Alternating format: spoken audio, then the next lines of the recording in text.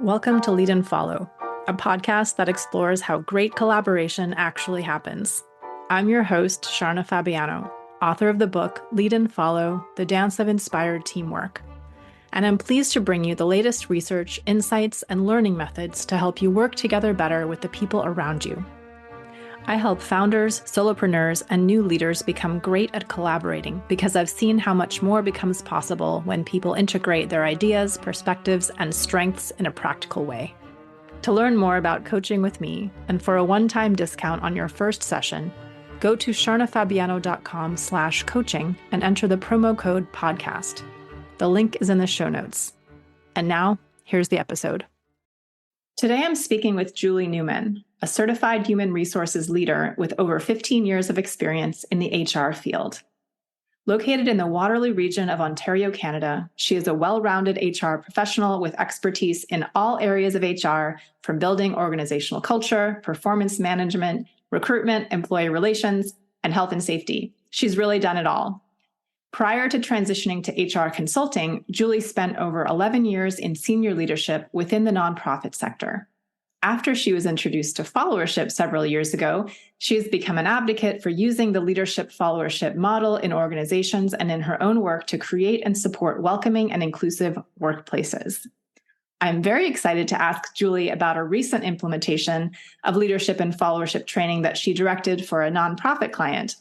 Julie, welcome to the podcast. Hi, Sharna. Thank you so much for having me. Thank you so much for being here. It is not every day that we get a backstage view of a development project like this. So thank you again for being willing to share a little bit of it with us. And just to give listeners a little bit of context, I'd love to ask you to start by sharing what was going on in this client organization before you decided to offer a combined leadership followership training. For sure. So this organization was a recently amalgamated organization.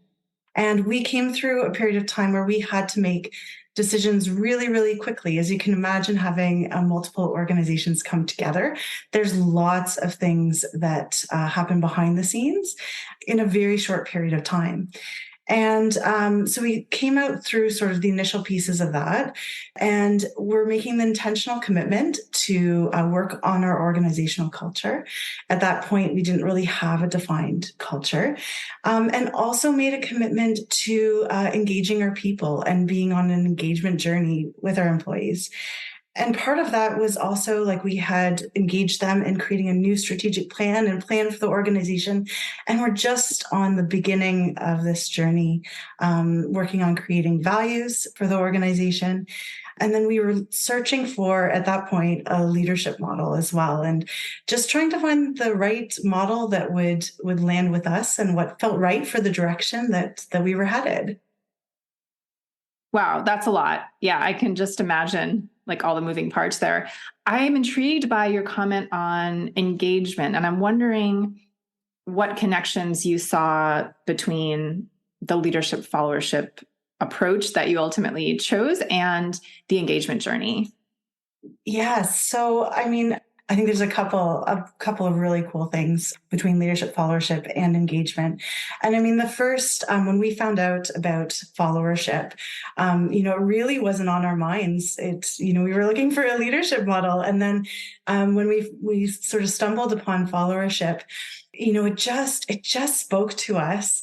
How better can you tell your people that they mean something to you than to say all of you are leaders and all of you are followers?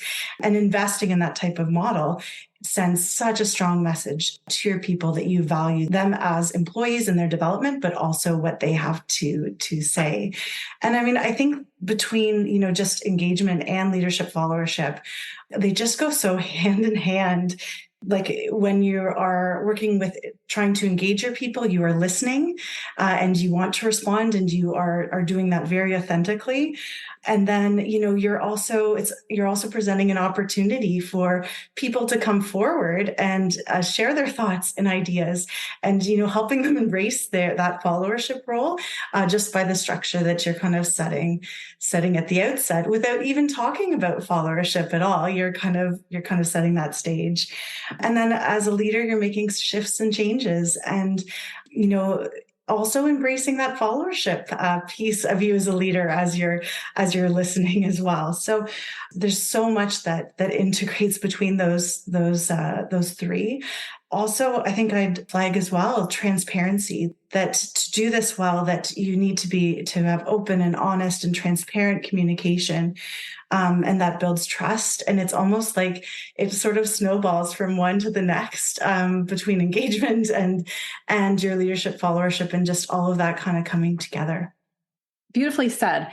And as listeners know, I come from a dance background and I teach improvised social dance. And I've been for years searching for a word to replace the word improvisation, right? Dancers say we improvise together. And what that means is we lead and follow.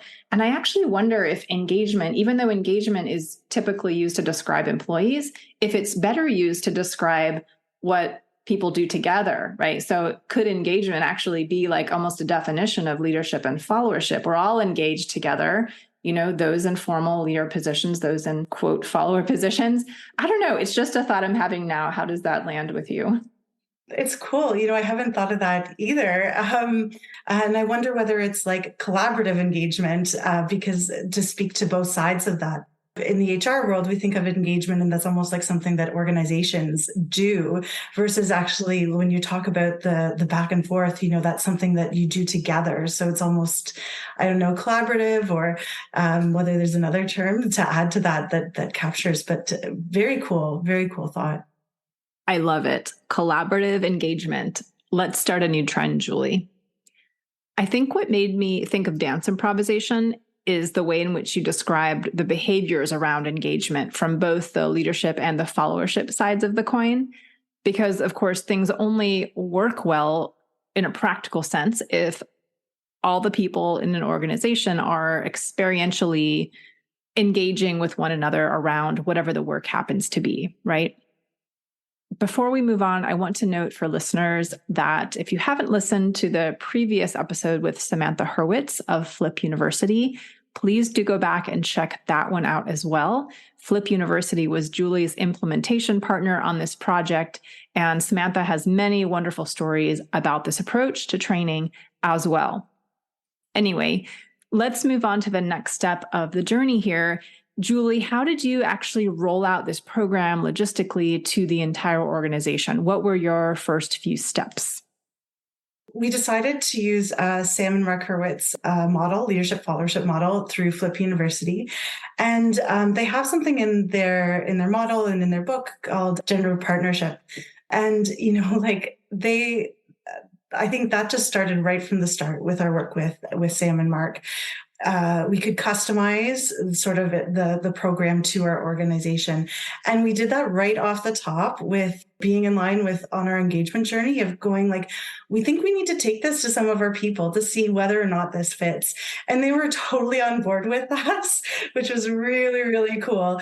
And so we didn't do the full program, but we worked with them and used their expertise in, what would be good for a selection of people to go through a pilot with us.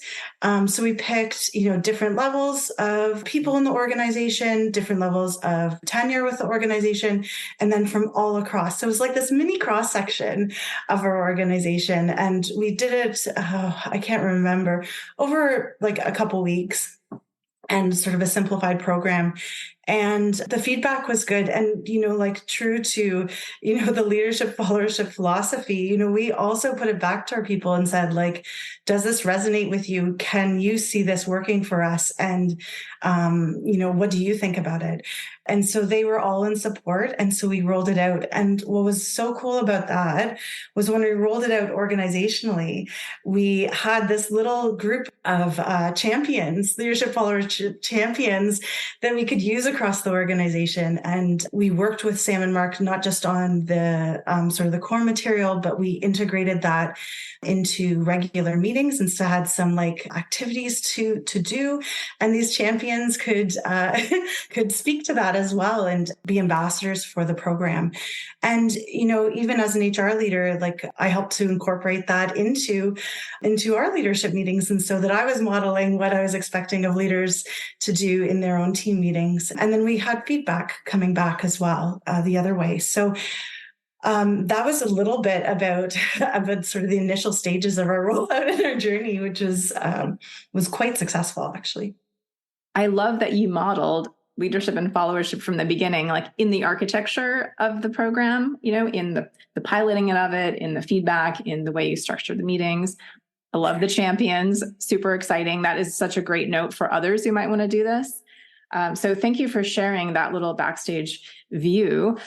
What else did you notice in people's experiences, like any specific discoveries or ahas or like any sort of gems in that feedback that came back to you?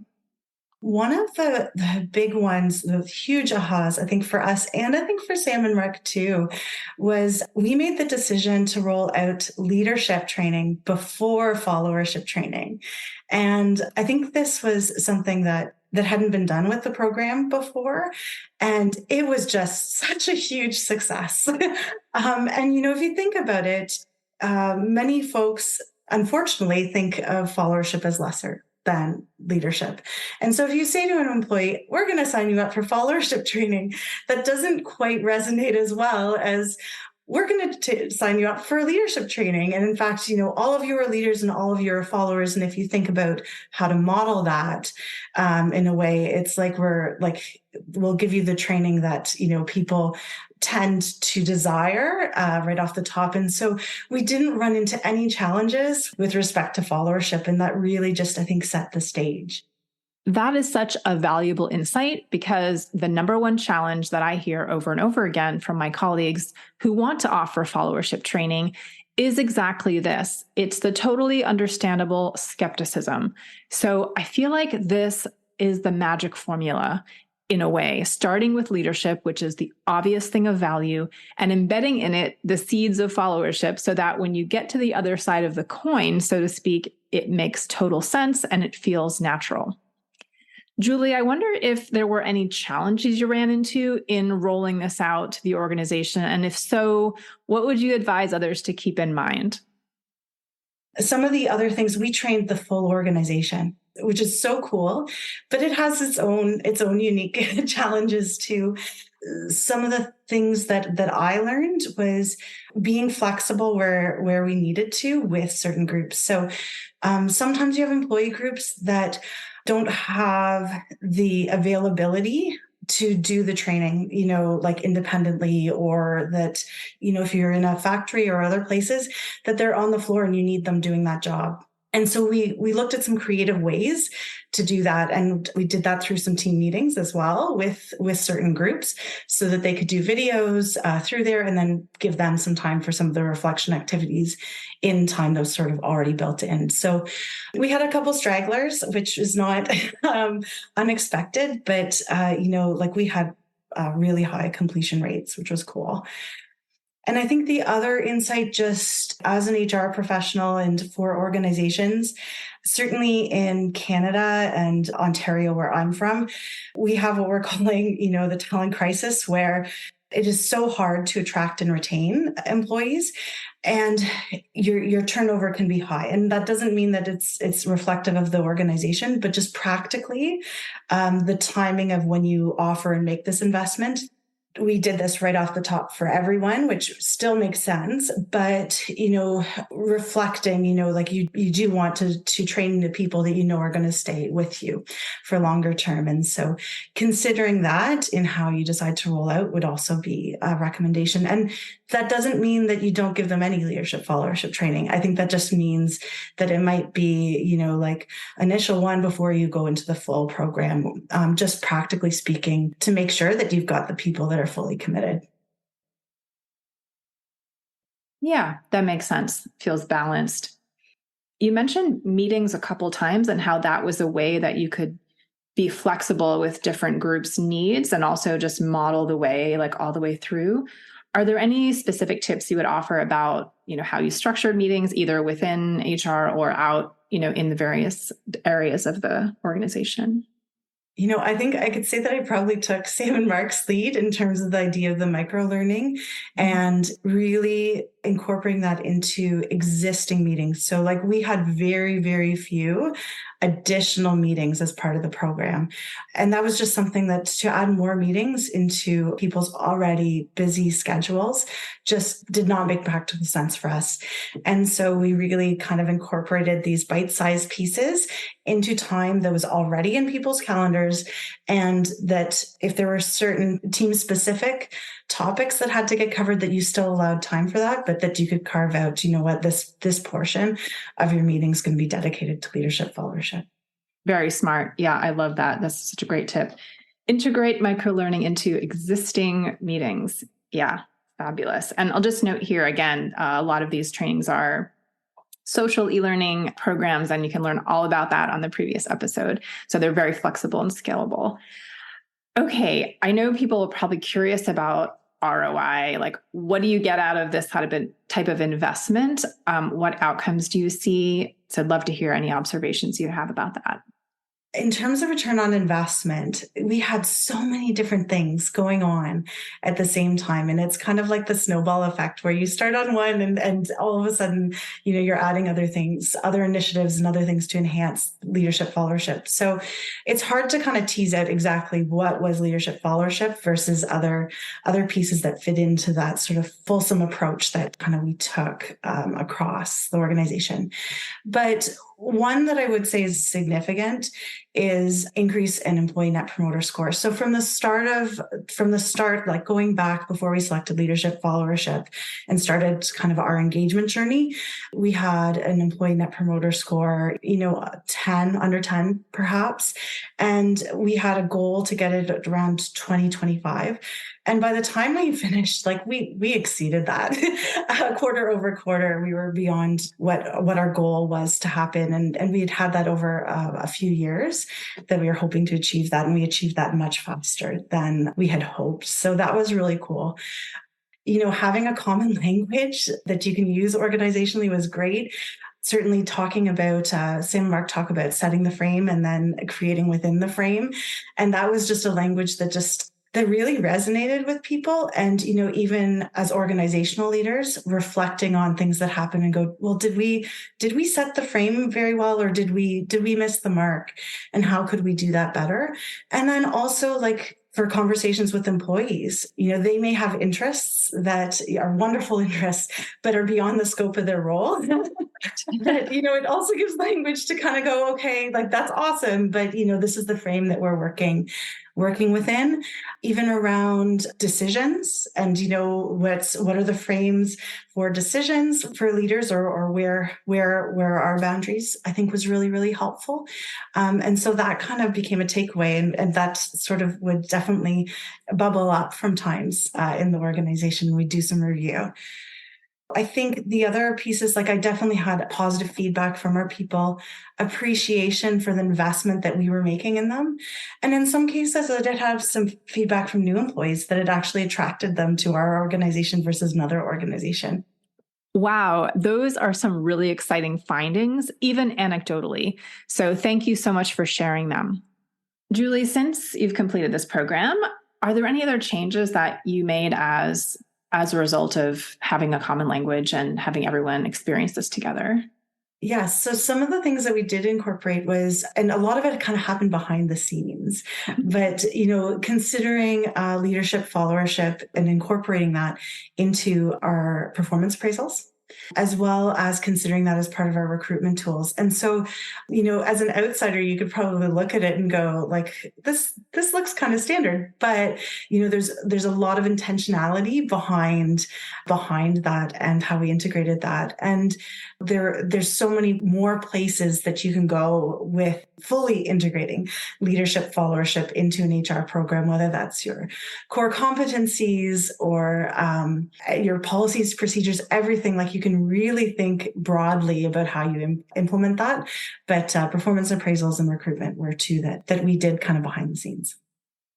I imagine that just having this other view, right? I sometimes think of leadership and followership as two different pairs of glasses, or, looking at the telescope from one end or the other. You have now this whole other view through which you can evaluate, your policies, your documents, your procedures, which, just seems like it would make them all, more robust and more inclusive.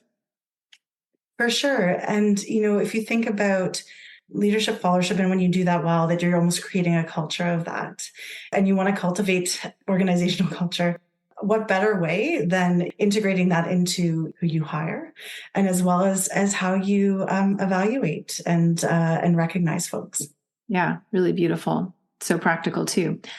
I want to take a bit of a step back and ask you kind of a bigger picture HR question. I imagine when you work with clients that you are both the subject matter expert, of course, and therefore the leader or the guide. And simultaneously, there's a way in which you are the support system for the organization, which is more like the followership role in the whole dance or the whole relationship here. So I wonder how you think about your own double role, if you see it that way, and how you navigate that in partnership with organizations. It's certainly come to life even more within HR consulting, but I think it's applicable to any HR role. And, as HR professionals, we hold expertise in legislation and best practices in the field. And so we're leaders there.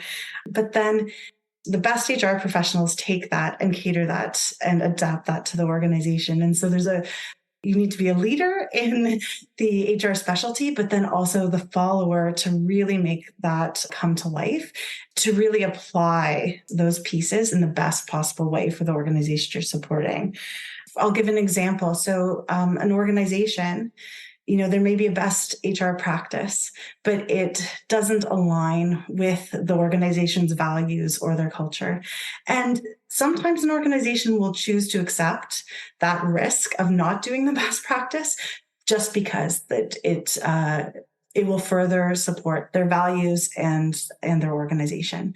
And that's okay. And, as an HR professional, it's helping people helping organizations find that balance of what their risk tolerance is, what they're willing to accept with the benefit that it has for accepting that risk. So that's kind of a different way to think about things. As a consultant and working with organizations, you come in and you don't know a whole lot. You're not there every day. And so there's a lot of followership that comes into play. And because there's so many different ways that you can approach an HR problem. It's not black and white. There's a whole spectrum of approaches that you can use. And I think when you really embrace that followership role, that you get to really co-create something with your client that is not possible if either one of you took your own approach. And I think that HR professionals can really benefit from fine-tuning their followership skills. In the HR field, we often talk about ourselves as HR leaders. Just think about how much more effective could we be if we talked about followership and developing followership as HR professionals. I think there's just endless opportunities of what we could accomplish. You really are in a unique kind of position there as the HR consultant. And I have to say, I'm a bit surprised, but also not surprised to hear you use some of the very same language that I have used to describe the dancer in the followership role, in the sense of applying things to the situation and bringing an idea or a decision to life. In my case, it's physically, of course, through the body. But you've described that switching from leader to follower really well, I think, in the HR position, where you make a choice and then immediately shift into implementing that choice. And of course, you have to be good at both of those things. I wonder if you have any other guidance or advice for HR professionals around followership specifically. How might they start thinking about that or practicing that themselves? I think the first is, really that listening piece, listening to understand, almost like the engagement side of things with the client, right? Or with your organization, and to understand a little bit about the why, like to dig deeper. I think it's really easy to just come across and go, this is the best practice and this is what we're going to do. And that works some of the time. And then other times, it can be even better if you just kind of take a step back and go, how can we think about this a little bit differently, and pause and really kind of think through how you might do that. And I think followership provides a framework to do that, to pause and to think and to be curious. And, even thinking about Sam and Mark's model of, frame and creating within the frame. What is the frame that I'm working in as an HR professional? What are the limits? Where organizationally are you comfortable? Do you want to be with this? And, then the opportunity to create within that. It almost seems to me that when you begin, say, a partnership with an organization, you need to be willing to live a little bit in the unknown. And something you said about, well, it's not always the best practice. You have to customize and, look around and listen and really take in your frame. And that's very much part of the dancer mode in the follower role, like on the dance floor. Like you have a new partner, they might be a stranger. And, your first thing is like, let's tune into this person in front of me. And like, how do they move? How do they stand? And being willing to be in that unknown space temporarily, like until it's clear to you, right? Like what the best path forward, what the best step is, literally, right? For me. But I wonder if that resonates for you at all, the unknown idea. Totally. It totally resonates. And, I think even more so between clients, working between different clients. And it's definitely around understanding them. I'm sure it's like dance where you switch partners. It's like a new game, right? It's like a new understanding. And it's the same thing with your client work where, I can even think of a couple clients that I have now that are on opposite spectrums of their approaches. And, it's almost kind of like, okay, well, which framework am I working with for this one and the other one? And being able to switch between the two and being adaptable about that. It's definitely taking their cues as well. Like when you're working with a client, and it's typically a client that maybe less structured or more creative and more, they want something different than sort of the traditional HR. And if you don't hit the mark, you can really pick up on, what I didn't hit the mark. And I think there's also this piece of continuous learning that you have back and forth as a sort of HR consultant and the org leader that you're working with on, okay, so what did we learn from that? How can we get that right? And then move on and create something even better the next time. Yeah, beautifully said. I think there's a lot of power in that willingness to just live in the unknown temporarily, right? So you can adjust and adapt and still trust yourself to keep making decisions and correcting, maybe course correcting or trying, something to get a little closer to the mark with, each partner, in my case, or with each client. I love that is built into the followership role. And it's something that we can now talk about and teach because we have this framework. Anything else bubbling up to the surface here at the end that you'd like to share about your experience with that previous implementation or, just about working with this paradigm in general through HR? I think one thing that I'd like to share, particularly for HR professionals that are listening, we talk so much about leadership, and that comes, right from school where we talk. I didn't really get exposed to followership. I think I might have had one class in college, a couple hours, but then it kind of got forgotten. And so diving into followership opens this whole amazing, great world and a different view that once you go there, you can't go back. And so, I'd encourage you to go and be curious and check it out because I think it's something new in HR that most HR professionals have not yet touched. And I think it's something exciting to take to your organization, or at least look at and know that that's an option that's out there for you. Julie, please let us know how to get in touch with you and learn more about your work. Yes. So you can reach me at willowhallhr@gmail.com.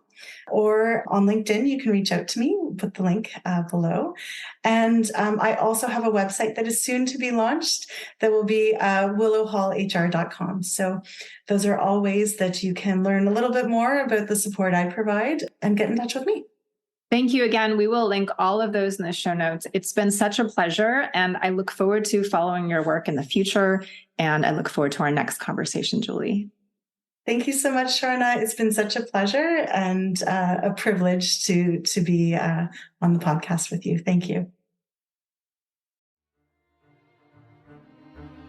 You have been listening to the Lead and Follow podcast. Special thanks to Glover Gill for composing our music, and a huge thank you to all of you who support the show. It really means a lot. If you enjoyed this episode, please share it with a friend or consider joining the Lead and Follow fan club for as little as $3 a month. There's a link at the bottom of the show notes.